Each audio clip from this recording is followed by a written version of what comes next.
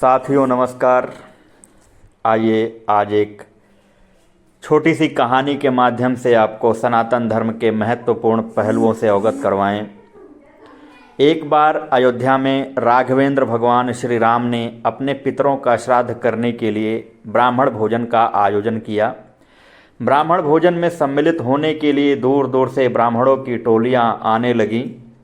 भगवान शंकर को जब यह मालूम हुआ तो वह कौतूहलवश एक वृद्ध ब्राह्मण का रूप धरकर ब्राह्मणों की टोली में शामिल होकर वहां पहुंच गए और श्री राम जी से बोले, मुझे भी भोजन करना है।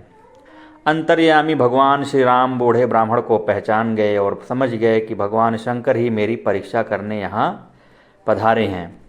ब्राह्मण भोजन के लिए जैसे ही पंगत पड़ी, भगवान श्री राम ने स्वयं उस वृद्ध ब्राह्मण के चरणों को अपने कर कमलों से धोया और आसन पर बिठाकर भोजन सामग्री परोसना शुरू कर दिया।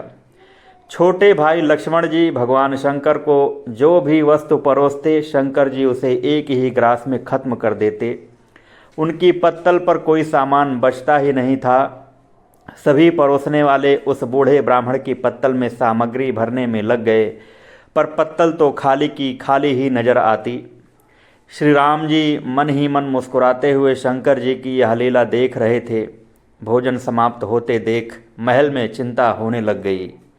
माता सीता के पास भी यह समाचार पहुंचा कि श्राद्ध में एक ऐसे वृद्ध ब्राह्मण पधारे हैं जिनकी पत्तल पर सामग्री परोसते ही साफ हो जाती है। श्राद्ध में आमंत्रित सभी ब्राह्मणों को भोजन कराना भगवान श्री राम की प्रतिष्ठा का प्रश्न बन गया। माता सीता भी चिंतित होने लगी। तब बनाया गया सारा भोजन समाप्त हो गया, फिर भी शंकर जी तृप्त नहीं हुए। तो श्री राम ने माता अन्नपूर्णा का स्मरण कर उनका आह्वान किया। सभी परोसने वाले व्यक्ति वहां से हटा दिए गए। माता अन्नपूर्णा वहां प्रकट हो गई। शंकर जी की क्षुधा केवल माता अन्नपूर्णा ही शांत कर सकती हैं। शांत। श्री राम जी ने माता अन्नपूर्णा से कहा, अपने स्वामी को आप ही भोजन कराइए, इन्हें आपके अतिरिक्त और कोई तृप्त नहीं कर सकता है। माँ अन्नपूर्णा ने जब अपने हाथ में भोजन पात्र लिया तो उसमें भोजन अक्षय हो गया। जब वह स्वयं विश्वनाथ जी को भोजन कराने लगी, माँ अन्नपूर्णा ने पत्तल में एक लड्डू परोसा। भगवान विश्वनाथ खाते खाते थक गए, पर वह समाप्त ही नहीं होता था। माँ ने दोबारा परोसना चाहा तो भगवान शंकर ने मना कर दिया।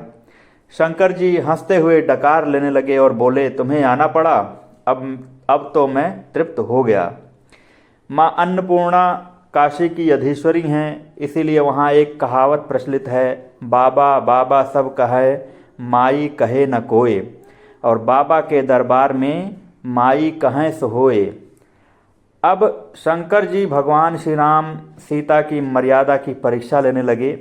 शंकर जी श्री राम जी से बोले, मैं इतना खा गया हूँ कि मुझसे अपने आप उठा नहीं जा रहा है, मुझे जरा उठाओ। हनुमान जी अपने स्वामी का कार्य करने के लिए आगे बढ़े और शंकर जी को उठाने लगे, परंतु वे उन्हें उठा नहीं सके। श्री राम जी ने लक्ष्मण जी से शंकर जी को उठाने के लिए कहा। अनंत के अवतार की शक्ति भी अनंत होती है। शंकर जी को लक्ष्मण जी ने उठाकर एक पलंग पर लिटा दिया। अब शंकर जी ने कहा, मेरा मुख और हाथ धो दो। माता सीता ने जैसे ही मुख धोने के लिए जल दिया, शंकर जी ने मुख में पानी भरकर माता सीता पर कुल्ला कर दिया। माता सीता क्रुद्ध होने के बजाय हाथ जोड़कर शंकर जी से बोली, आपके उच्छिष्ट जल से मेरे ऊपर गिरने से मेरा शरीर पवित्र हो गया, मैं आपकी बहुत आभारी हूँ। अब भगवान शंकर ने श्री राम को चरण दबाने की आज्ञा दी। श्री राम और लक्ष्मण दोनों शंकर जी के चरण दबाने लगे और माता सीता पंखा झलने लगी। प्रसन्न होकर भगवान शंकर ने कहा, मैंने तुम्हारी मर्यादा की परीक्षा ली, जिसमें तुम सफल रहे। तुम्हारी जो इच्छा हो मुझसे मांग लो। श्री राम ने कहा, यद्यपि आपके पास जो चीज़ें हैं, विष का भोजन, विषधर सर्प, गज चर्म, बूढ़ा बैल, भूत प्रेत पिशाच, वह हमारे किसी काम के नहीं हैं। इसलिए आप अपने चरणों की भक्ति दें और मेरी सभा में कथा सुनाया करें। तब से शंकर जी राम सभा के कथावाचक बन गए और पूर्व कल्पों की कथा सुनाया करते थे।